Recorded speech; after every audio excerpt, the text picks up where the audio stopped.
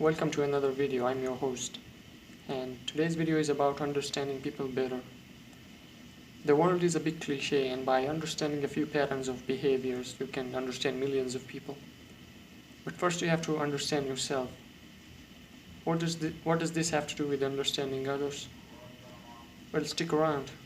Let me first talk about the collective unconscious versus the personal unconscious. I know the term seems a bit difficult, but I'll just try to simplify this for you.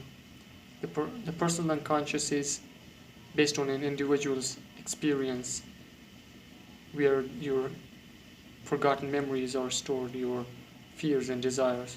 And the collective unconscious is objective. It isn't based on a single person's experience, but is scattered about. Let me give you a quick example. Say, for example, there existed a gas just like oxygen, and this gas consists of the dead people's personalities, their desires, their fears. And when we are born and we inhale this new gas, we inherit those people's fears and desires and personality traits. So that means by the collective unconscious, not a single experience is novel or unique because of the collective unconscious. There are the archetypes, the cliches. There are many archetypes, but I will give you an example of mine. I call this the child prodigy archetype. I'll give you the example of two people who are considered the greatest in their respective fields. First is Mozart. He showed great admiration and talent for music at an early age, and his father was a court musician. So seeing his son's great talent, he tried to get his son out there, and the rest as we know is history. On the other hand is Lionel Messi, considered by some to be the greatest football player in history.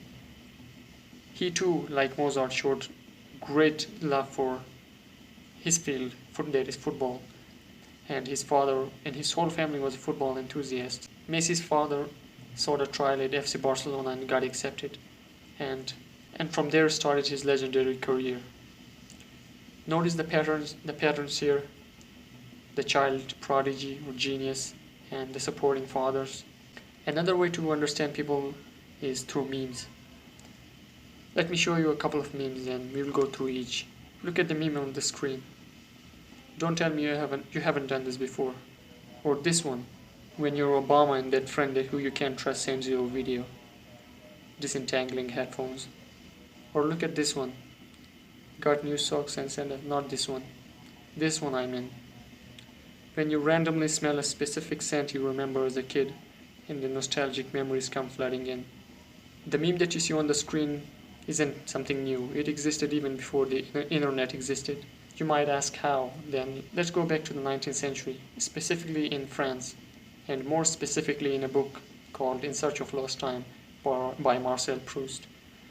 In one part of the book, the narrator is dipping a crumb of cake in tea and eating it. Then he's flooded with this nostalgia. He remembers the days when he used to be at his aunt's house, and his aunt used to dip the same crumb of cake in tea and eat it.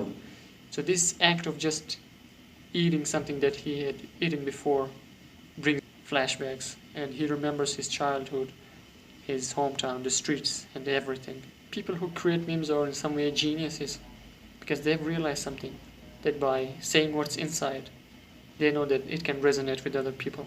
And all these examples that I showed you just goes to show you that we are so connected. By understanding others, we feel more connected.